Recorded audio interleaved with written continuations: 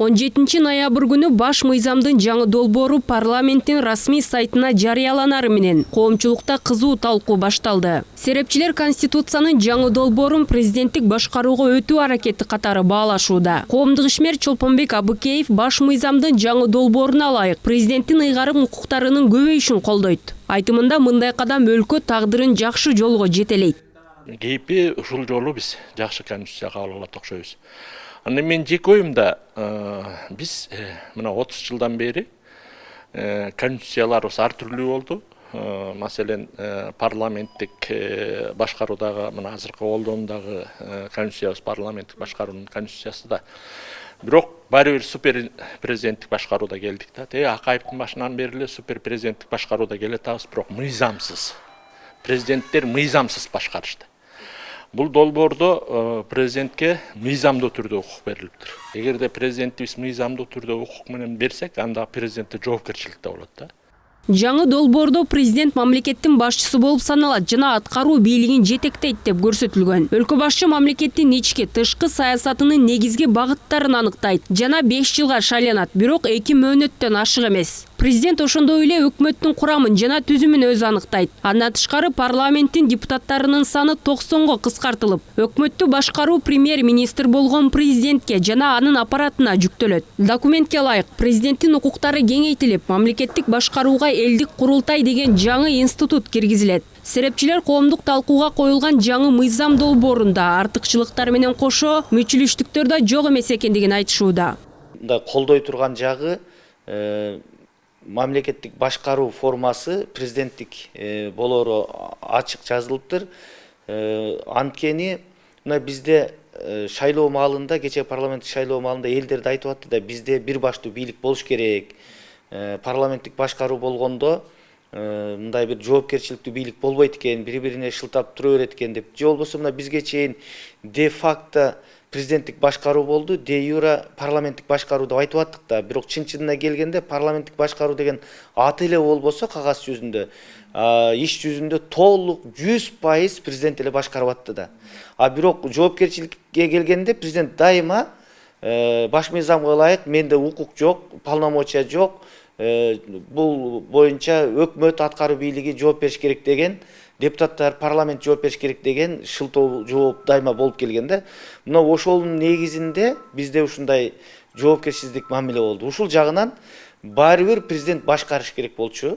Чындап эле бийлик бутагыттардын бардыгында тең салмактуулукта болуш керек болчу. Бирок жоопкерчилик бир адамда, президентте болуш керек болчу. Бул элдин талабы.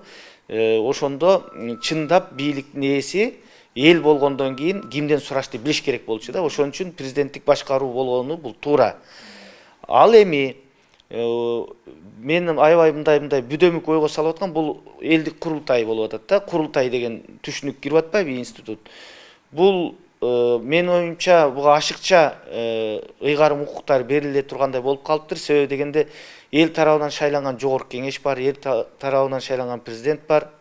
Анан курултайдын алдында булар жыл сайын отчет берет деген бул туура эмес. Эгер жыл сайын отчет бере турган болсо, анда курултайга кимдер келет, кандай адамдар болот, анан бир тобуна жакпай калса эле баарыңар кеткиле дей берген бир анархия болушу мүмкүн. Ошон үчүн курултайдын ошол башкаруу бийлигиндеги ошол өкмөтпү, президентпи, жогорку кеңешпи отчетун 2 жылда бир угуш керек. 2 жылда бир угуш керек. Анан алардыкы баягы сунуш иретинде гана мүнөздө болуш керек. Ыйгарым укуктары.